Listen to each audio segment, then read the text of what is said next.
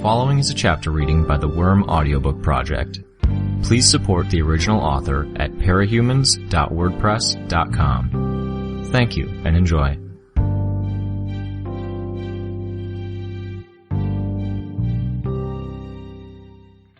Theo exhaled slowly. He hadn't realized he'd been holding his breath. Inhaling again, the smell of shit and blood was so heavy on the air it choked him. His suppressed cough was almost a grunt, almost a gag. His eyes returned to the two blood-stained spikes that had been stabbed into the wall. It was the space where Nilbog had been crucified, apparently.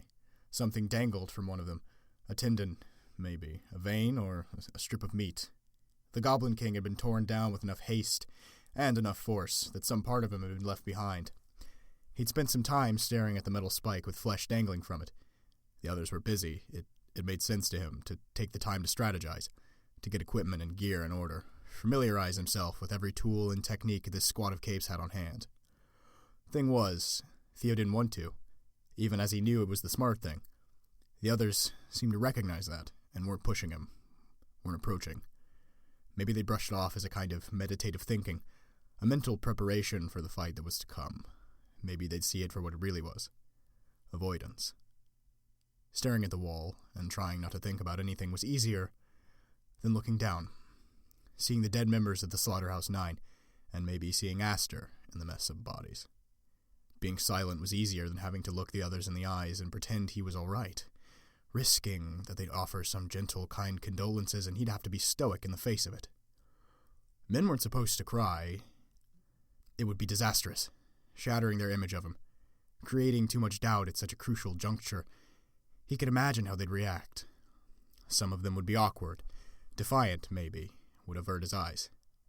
Bitch might say something harsh, but Revel, probably, would be nice about it. Offer a pep talk, a hug, heartfelt words. Tecton would be much the same. Parian and Foil even might be kind, if he went by descriptions Weaver and others had offered of them, and the little clues he'd seen in interacting with them. The moment he pulled himself together, if he could pull himself together, Chevalier would be at his side, all business, outlining the situation in clear, defined ways, framing it all into plans and setups that would put less stress on Theo, no doubt, but not in such a way that anyone could say anything about it. Hoyden. Hard to say. She lived with this wall that she'd erected around herself. Layers of defenses and bravado, or being snarky, or being sarcastic, or aggressive, or avoiding the situation. In combat situations or real life, Theo suspected there were very few things that really got to the heart of Hoyden. When they did, they hurt. How would she react to someone being vulnerable? And then there was Weaver. She was in the periphery of his vision, sitting on a computer case, staring down at the floor. As ever, her mannerisms were peculiar. She was so still. If it weren't for the bugs, or the fact that her head would periodically move, as if she were looking over the dead, he might have thought she'd stopped. Like a machine, with the battery removed. She would be assessing who was dead, who wasn't, planning and adjusting her expectations for the coming fight. Quite possibly. Probably. In the midst of that, was Weaver thinking about Aster. The fact that she, either by aiming a gun and pulling the trigger, or by giving the order to Revel and Foil, had killed a toddler. Weaver was a hard person to deal with. Taylor, not so much. If that was all it was, he wouldn't have to be worried so much. There were other possibilities, though. Ones that troubled him. What if he approached them and nobody offered condolences at all? What if they accepted it as a cost of doing business, a necessity in dire circumstances? What if he did show emotion, and none of his allies offered any emotional support at all? Caden had been the closest thing he had to a mother. If it hadn't been for Jack's game, then Theo suspected he might never have raided. He wasn't her first priority. That would be Aster.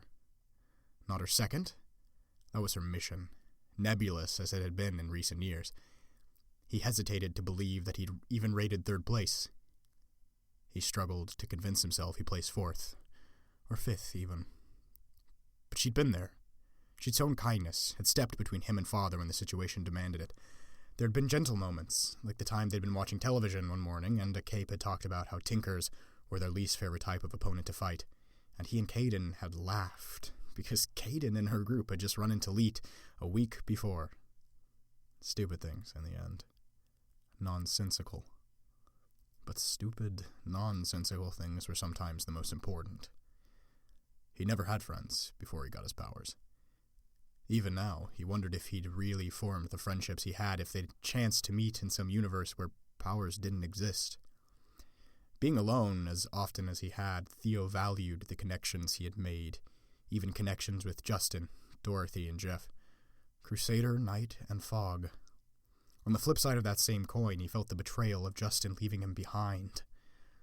Above all, he felt the quiet, perpetual horror of knowing that Crusader was still screaming, his throat never going raw, as Grey Boy's loop continued without cease. Caden would be standing a short distance away, stoic, trying to keep from slowly going insane as Justin's screams continued without end. He'd lost people who were important to him, in maybe the most horrible way possible. He'd lost his father, and Caden, Justin, Jeff, and Dorothy, and now Aster. He'd lost them to violence and stupidity and madness, and he could see the allure in how the others seemed to be functioning, bottling it all inside. He could see the twisted logic of it even, as if there was a binary to everything. Every enemy was somehow a twisted mess of emotion layered by a seeming calmness, while every ally seemed to be cold inside, with only an act on the surface. He looked down at his mask, a metal face with lenses over the eyes, stoic, expression neutral, or a little stern. He'd chosen it at a first, because his real face was a little too round for a mask, but the PR teams had wanted to get more faces on the team. He compromised, and hadn't given his mask much thought beyond that. Except time had passed, and he found himself wondering if he liked the message it conveyed. By necessity, Capes went down a road where they had to become cold and unflinching. They had to become numb, had to inure themselves to hard decisions. It jarred to wear a mask that seemed to symbolize that transition, that while wanting nothing less than to walk down that road. Back in Brockton Bay, New Wave had tried to start something. Capes without masks. It had been disastrous. The message had been lost in the ensuing celebrity, and that had only intensified after one of the core members of the group was found and killed in her civilian identity. He wondered if they'd been right to try, if Capes really needed to just drop the mask, to cry and let the feelings out. So many got their powers through trauma, but they bottled themselves up, erected defenses, developed coping mechanisms. If New Wave's idea had taken off, would things be better? Didn't matter. Here they stood. He could make it through this, save the world. They could find the source of the Endbringers and defeat them, could clean things up, get things in order, and stop all the real monsters. He could go to college, get a career, and find a girl and marry her. And at the end of the day, Justin would still be screaming. Aster would still be dead. The ugly decisions would have been made. He stared up at the bloody spikes in the wall, an image that would be burned into his mind's eye, remembered as the point he stood at the threshold, a mirror to where he'd been in the beginning, when he'd met Jack. Bitch paced around the edges of the room, impatient. She had to shrink her dogs to get them to an appropriate size and was keeping them small in case the portal wasn't accommodating enough. Here and there she barked out orders to get the animals away from the bodies. It grated. "None of those invisible fucks," she said. "Okay," Weaver answered. Her voice was quiet. Theo almost took her voice as a cue to reevaluate how she was reacting to what had happened, then stopped himself. Losing battle. No point.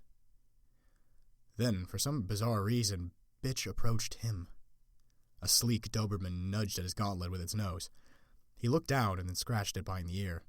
It didn't matter if the dog bit him. He was wearing a gauntlet. When he looked up, he could see Bitch staring at him. Her face was barely visible behind her hair. "Can I help you?" he asked. His voice came out harder than he intended. She didn't seem to notice or care. "You're a friend, aren't you?" "I don't want to talk about Weaver." He didn't venture an answer. He couldn't say yes, not honestly, but he suspected Weaver had a different answer to the question. "You're both acting different. I can see it." "Kind of warranted in this situation," he said. "In case you didn't notice, the last few members of my family just got killed. I just need a bit of time alone to think." His voice had almost broken. Couldn't break down. Not like this. Here, with her. She hadn't taken the hint. "They were buttholes, weren't they? Fury and her gang. The Nazis. The dog nudged his hand again. He gave it a more intense scratch before answering. White supremacists. They weren't the best people ever, but they were still my family. She kept looking at him, almost glaring. She didn't answer or elaborate, leaving the conversation to die. Go away. I don't want to hit you. He kept silent, hoping she would just leave, willing her to leave. Stay, Huntress, she ordered. Then she walked away, leaving the dog at his side. Theo scratched the animal under the collar and watched it crane its head to one side, enjoying the contact. It helped, oddly enough, having contact with another living creature, without all the hassles and issues of dealing with people. No judgment, no worries, just this. Being alone without being alone. His father had always preferred cats, and the creatures had never been easy to bond with. This was nice. Theo sighed. He glanced at Weaver in his peripheral vision and saw that there was a dog sitting next to her. A mutt, at a glance. The animal was resting its chin on her shoulder. She saw him looking, glanced at Bitch, who was walking with her husky puppy following behind her, then shrugged. He lowered his eyes from Weaver. No. From Taylor. Then scratched Huntress again. We have the coordinates, waiting for a charge, Defiant announced. He was already flanked by the dragon's teeth he'd brought with him. All gather, Chevalier ordered. Bitch snapped her fingers twice and her dogs returned to her. Theo raised his hands to his face to rub his eyes and he felt damp on one cheek. One tear. Fresh. He wiped his face, glancing around to check if anyone had seen it. No, not judging by the angle. He donned his mask.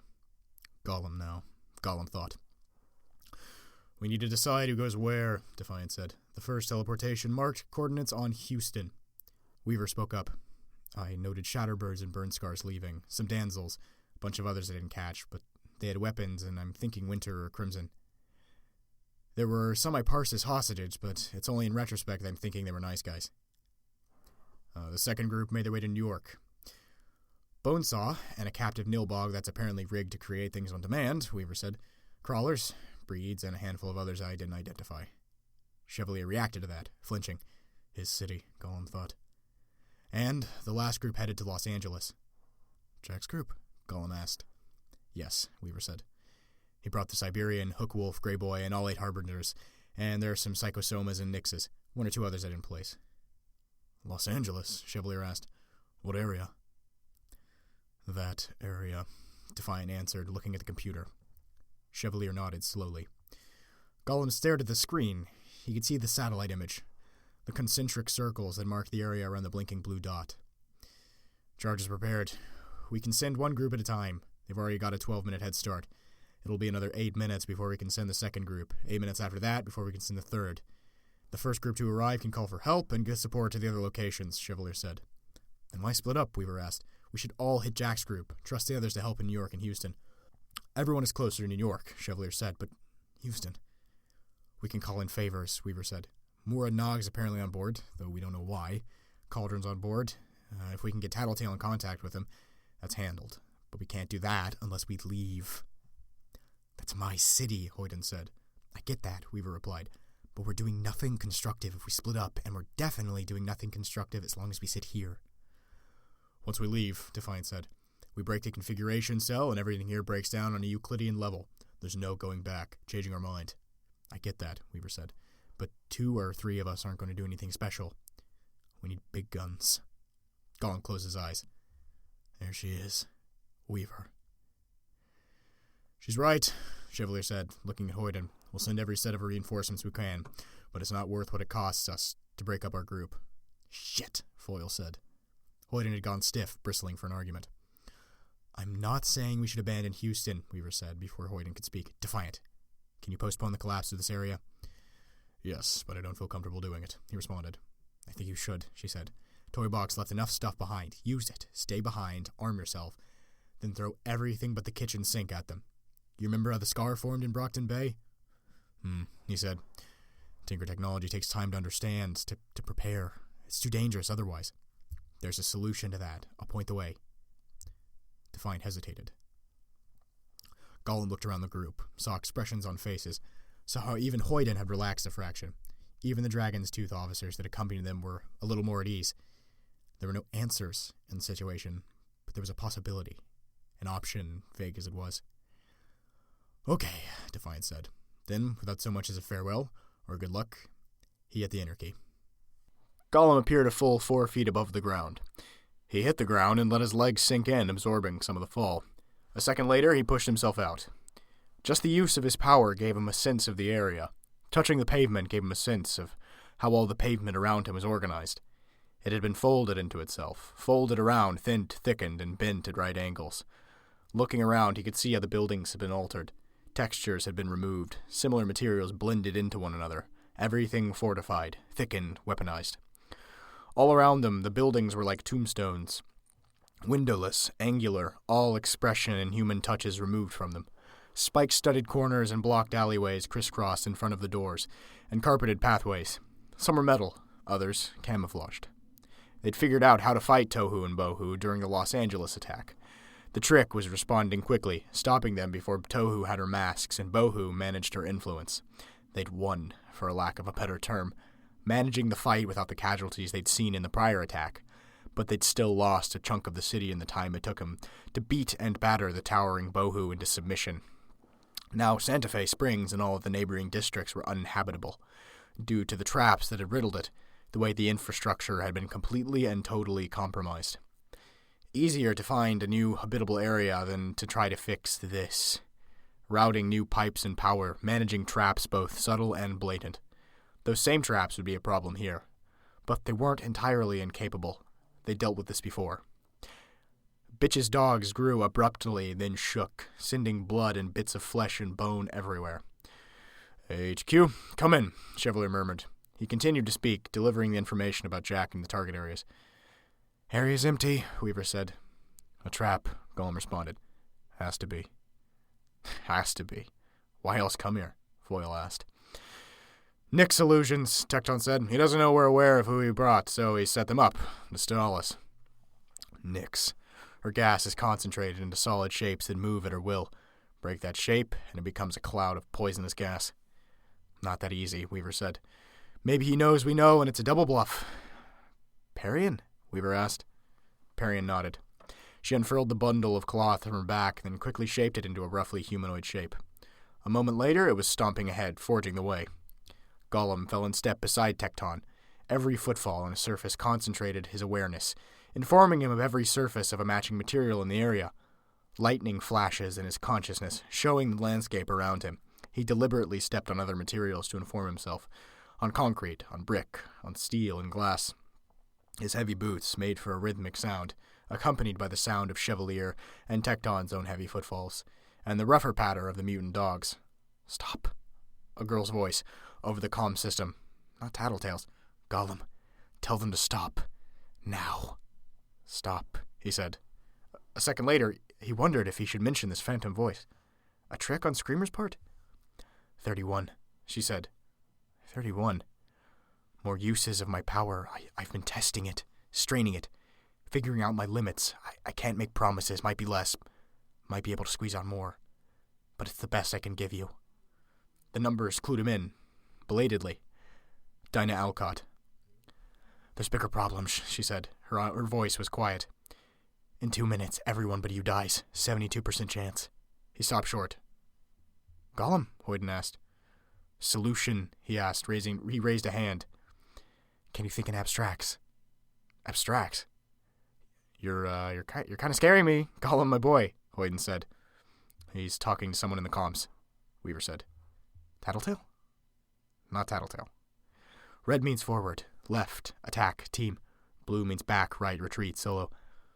I can only ask a certain number of questions a day. I can narrow it down, but it's less help I can give later." One keyword, and he had to figure out what option it led to. "Blue, Tecton, retreat." "Back up," he said. Collectively, they retreated several steps. A moment later, one small group of the 9 appeared, pushing their way through solid doorways, leaving colored smoke in their wakes. Each was young, teenagers. Each had a matching mask, a snarling face complete with fangs and glowing dots in the dark eye sockets. Their clothing flowed, with hoods peeking above their heads. Each carried a different improvised weapon, a fire axe, a 2-handed shovel, a makeshift spear. Harbingers, Weaver said. Don't let them get close. Finish them quickly. Color, Gollum whispered. Blue. He went with his instincts more than anything else. Retreat! Run! Perion's dolls reached out, and the Harbingers slipped out of the way of the hands, dodging by virtual hairs as they spun in tight circles, ducked and rolled. It was like the thing was moving in slow motion, but it wasn't. A fire axe and 2 kitchen knives slid through the creature's body, severing seams. It deflated explosively. Foyle opened fire with her crossbow, aiming so that it was on path to hit 2 of the enemies, and the Harbingers dodged the shot. She's not supposed to miss. Tecton shattered the ground, but it didn't make the slightest difference. The Harbingers didn't slow down. They turned to run belatedly. Hoyden and Chevalier held their ground as other mounted dogs or took flight. Gollum ran his fingertips across the panels at his armor, feeling the connections to the various substances around him flare, touched the one for pavement. He thrust his hand inside. A small hand, emerging as fast as he could shove his hand inside the panel. He reached for the closest Harbinger's foot. The young villain pulled his leg up, out of the way, virtually spinning as he stepped to the side, planted the same foot on solid ground, then resumed his forward momentum. No luck. It was like Harbinger could see it coming. Weaver's bugs were swarming the Harbingers, but they took to spinning, relying on the movement of their hoods and their flowing black clothes to drive the bugs away, batting them aside. Even the threads seemed to fail to do anything substantial, getting caught up in the approaching villains as they moved. Like whirling dervishes, they clove the distance. He thrust his hands into the pavement again, and this time he created a platform like the one he'd fashioned in Ellisburg, raising them up off the ground, out of reach. If there was any difficulty getting down and resuming their search for Jack, he'd deal with that when they weren't all about to be murdered. The Harbinger scaled the sides of the buildings as if they were running across horizontal terrain. Weapons, fingers, and boots found traction on the surfaces, and they climbed with an easy, almost eerie ease, as though they were floating, climbing faster than the hand was rising. 3 reached the top of the building, and as if they'd coordinated, planned this well in advance, they set foot on the edge of the rooftop and kicked off. They ignored the bugs that plagued them as if they weren't even there, or binding them with the silk. They flipped heel over head, their backs to Gollum, Hoyden, Tecton, and Chevalier, the 2 dragon's teeth. Rachel, Perion, and Foyle were on the dogs' backs, and Weaver was airborne. The dragon's teeth aimed containment foam at the 3 Harbingers. The clones pulled off their flowing jackets with sleeves that almost covered their hands, catching the foam, then landed. One swept the bundle of foam to try to knock a DT officer off his feet. The officer hopped up, then struck out at the Harbinger clone. No use, Gollum thought. A mistake. Harbinger caught the arm, almost effortlessly turned him around, pulling him in the direction of the turn. A little push, and the soldier fell. He's okay, Dina said. Blue. Run, retreat. As if there was a place to go. 2 attacks struck in concert. A kitchen knife and a fire axe, and a heavy piece of Tecton's armor was decimated. 1 gauntlet ruined. No use. 1 more landed on the heel of the hand. Revel opened fire with a dozen orbs, but the enemy avoided them with an almost casual ease. She reprogrammed them, altering the orb's properties, and this time they homed in on their targets. The Harbingers dodged them, used the changed trajectories to lure them into nearly striking the DT officer and Chevalier. She stopped, hanging back. Chevalier swung his sword, pulled the trigger in mid-swing to shoot at one of Harbingers that stood on a fingertip of the reaching hand platform. Both attacks missed. The Harbinger closest to him stepped close, almost casually, and drove a paring knife through a slit in Chevalier's visor. His good eye, Gollum realized. Nobody had figured out Harbinger's power before Harbinger disappeared off the face of the planet. It was an ugly reality that such questions weren't always answered.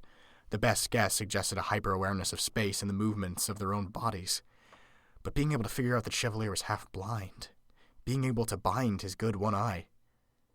One stepped close, holding a ball-peen hammer in each hand. He closed on Gollum, invading his personal space until their noses were touching.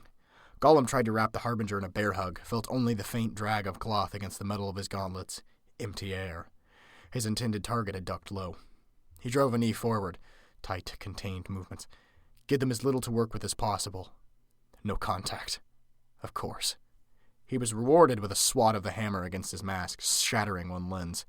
He thought he was out of reach, but the boy held the very end of the hammer between index and middle finger. He spinned the hammer in the air, letting it spin head over end.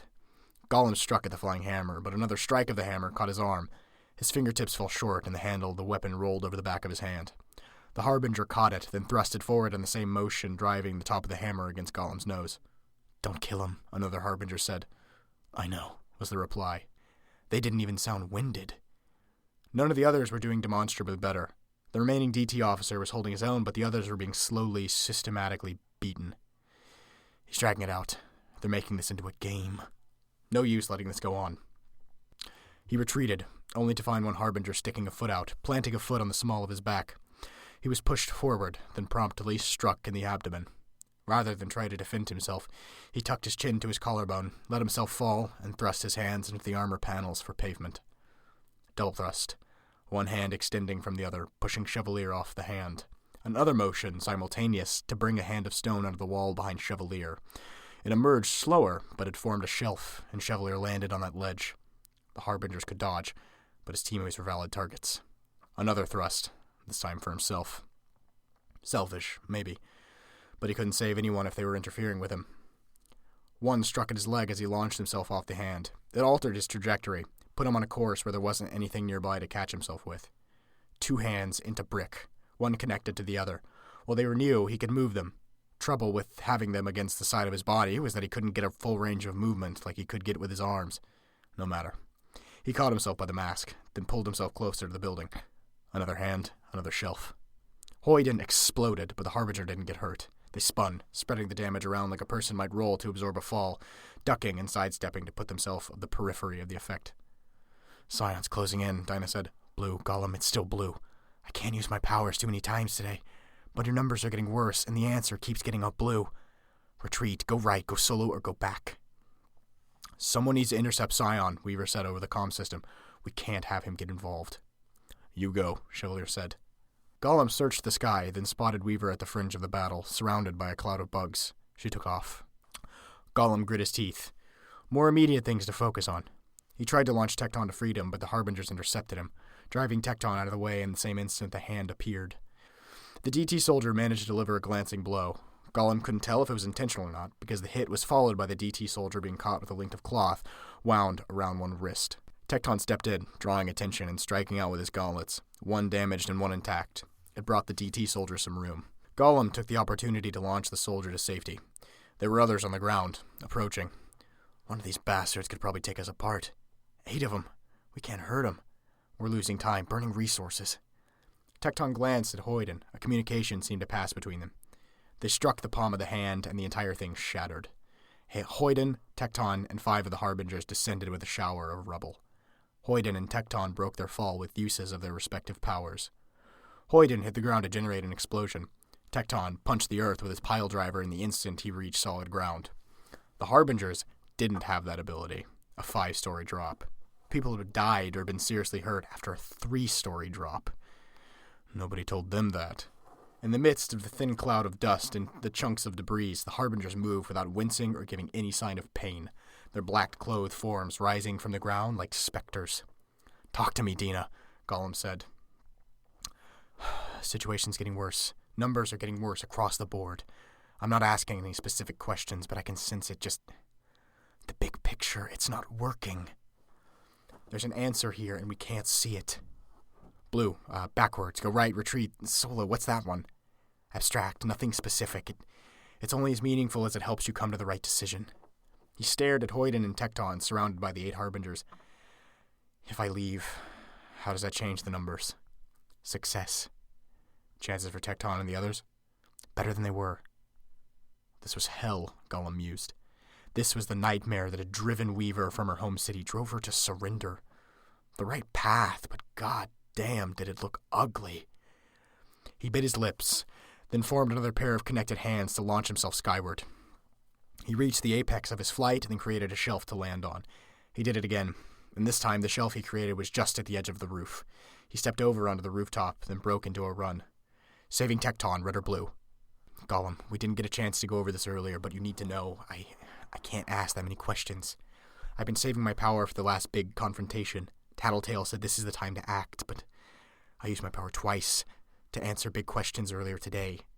Another 3 to figure out who I needed to talk to, and that told me I'm the best partner for you. Right now, yes. Listen, 26 questions left. We haven't even found Jack. I can't figure it out. He stood on the rooftop, then extended his arms out to either side. She couldn't read his mind, so was only identifying options. Everything to the left of his nose was blue, everything to the right was red. Red or blue, now. Blue, 25. Jack's to my left, he said. He turned 90 degrees. Again. Blue, my power's getting fuzzier. Scion. Sillion. He looked up at the sky. Weaver with her swarm was there, forming a great wall across the sky as if to draw attention to herself. Sillion was approaching, a ray of golden light streaking across the overcast sky above. Sillion was shutting down precog abilities. He felt something knot in his stomach, an ugly feeling, ominous. Let's get as much use out of it as possible, saving Tecton and the others. Red or blue? Red, 23. He hesitated. It's not me going back?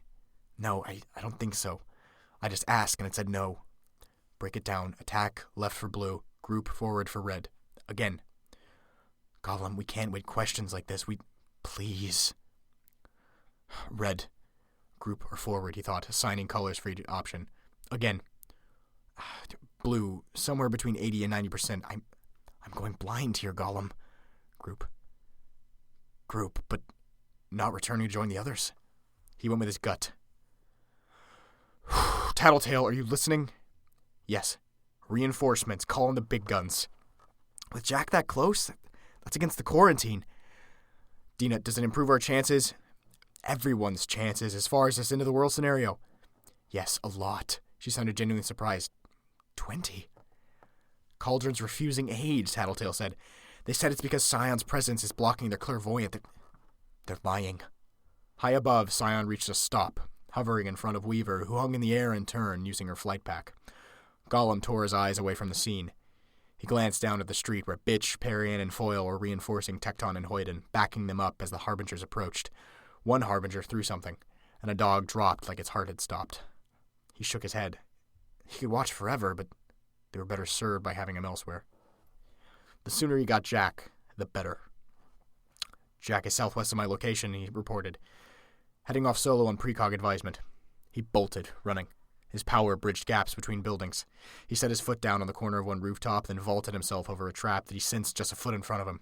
His landing jarred it into motion, provoking a deadfall, a slice of a building that toppled and dropped onto the narrow street below.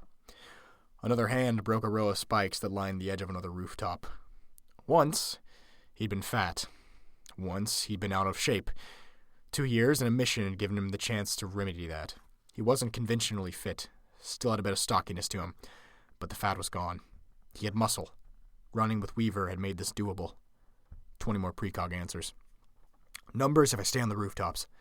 20 to 30% chance of injury or being taken out of action. If I'm on the ground, 50-something. 18 questions left. Her numbers were getting less accurate, the picture of the situation cloudier. Too many powerful individuals in the area. Too many chances of disaster. Too many unknowns. He set foot on one rooftop that had changed less than most, and the lightning flash was a staggered one, as his feet first touched gravel, then the material of the rooftop beneath that gravel. The next rooftop wasn't made of either material. It wasn't made of brick or concrete. He created 2 hands, chaining them together, and extended the hand into the building. It detonated into a massive cloud of smoke. He launched himself away to avoid it, but it wasn't enough. The smoke flowed towards him like a wall, too vast to avoid. Too vast to avoid so long as he remained on the rooftop. He shoved himself off, created more hands to form a series of ledges that might serve as a staircase. The smoke still loomed. He got as close to the ground as he could, then launched himself to safety. Gollum was panting as he rested on the ground. Psychosoma's monsters emerged from the smoke, one using the same ledges he created to descend, the other crawling on the outside of the building. Homeless to look at them, twisted into monstrous shapes, false shapes. He could deal enough damage and break the effect and they'd be human again, unhurt. Simpler than it sounded. If he broke the effect for one, the other would tear the freed victim apart. Gollum rose to his feet, backing away as swiftly as he could. He was out of reach of the smoke, but these things, they were a distraction, a speed bump. He waited, dropping into a fighting stance as they approached. They broke into runs, charging him blindly. 2 figures so thin they didn't look real, their fingers and feet twisted into claws as long as his forearm. They plummeted into a pit in the middle of the road. Gollum rose from the fighting stance, then hurried on. His footsteps continued to mark the surfaces around him, making it clear where there were more of Nyx's illusions, more traps left over from the Tohu Bohu attack. His other enemies wouldn't be so gullible. Left or right, he asked. He had a mental map of the surroundings. Left, somewhere around a 90% chance Jack's in that direction. Each question narrowed down the possibilities, from 50% of the area to 25%, then 12.5%, now 6%. It was a small enough slice that he didn't need to wonder as much. If he kept on this course, he could readily find his target. Right route, Dinah said. It's really fuzzy, but I still feel like the bloody ugly ends aren't so close. A good feeling, Theo said. In a numbery way. A numbery way. Status, he said. Not a question, just I need to know what's going on. The others are... okay, Dinah replied. Defiant just arrived in Houston with a giant robot that only has one arm and one leg, and we've got... Dinah's voice continued, but he didn't hear it. Gollum slowed to a walk as he saw his new surroundings. The tombstones of Bohu's area were still here, but they were scarred. 1,000 times, 1,000 cuts. Theodore, Jack said. Jack emerged, and he wasn't holding a knife. He held a sword, nearly 4 feet long, a claymore. His shirt was unbuttoned, showing a body without a trace of fat. His beard had been meticulously trimmed, but that had easily been a day ago. His neck had scruff on it. Strands of dark hair fell across eyes with lines in the corner as he stared at Gollum. Gollum had gotten this far. Now what? Jack let the blade's point swing idly at calf level, pointed off to one side. Cuts gouged the road's surface. Theo let his fingers trace the panel on his armor, steel, iron, aluminum, wood, stone. His second sense marked various items in the surrounding area that were made of the same substance, even marked the trap off to his left, but it didn't touch any part of the sword. All on your lonesome, Jack said. Yes, Theo answered, sounding braver than he felt. His finger touched other panels, brick, asphalt, concrete, porcelain. The sword remained out of his power's reach. He'd put so much stock in being able to disarm Jack. With each contact, he felt the accompanying flashes, tried to put together a mental picture of his surroundings. 2 false building faces just a little ahead of him. They had to be Nick's made. If he advanced, she'd break the illusion, and he'd be surrounded in the noxious smoke. At best, he'd pass out. At worst, he'd pass out and woke up to permanent brain damage and organ failure. Or being in the clutches of the 9. Jack let the sword swing and Gollum tensed. The blade didn't come anywhere close to pointing at him, but Jack's power cut shallow gouges into the surrounding bricks, stone, and pavement. Alone, Jack said again. Because of you, Gollum thought. He clenched his fist. Tears were forming in his eyes. Ridiculous. Wasn't supposed to be what happened in this kind of situation. Jack, in turn, smiled slowly. Quiet. I was thinking that after all this time we could have some witty banter. You can scream your fury at me, curse me for killing your loved ones. Then you do your best to tear me apart. No. Oh! Jack smiled wider. Show mercy, then. Walk away from the fight and show you're the better man, rather than descending to my level.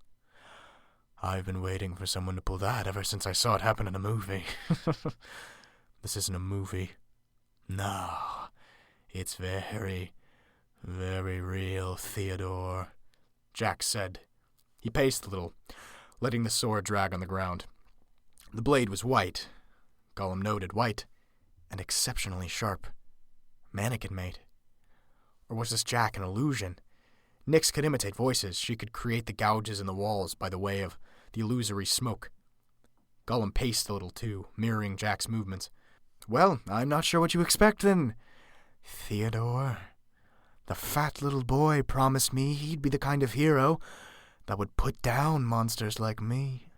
I gave you 2 years, and you've made it at least part way. Did you change your mind on the killing part? No. I will kill you. So tough, so brave, all of this from the... Stop talking, Jack. You're not that clever, not as sharp as you like to think. You talk to me about keystones? Bullshit. You're a sad, pathetic killer with delusions of grandeur. Jack's smile dropped from his face.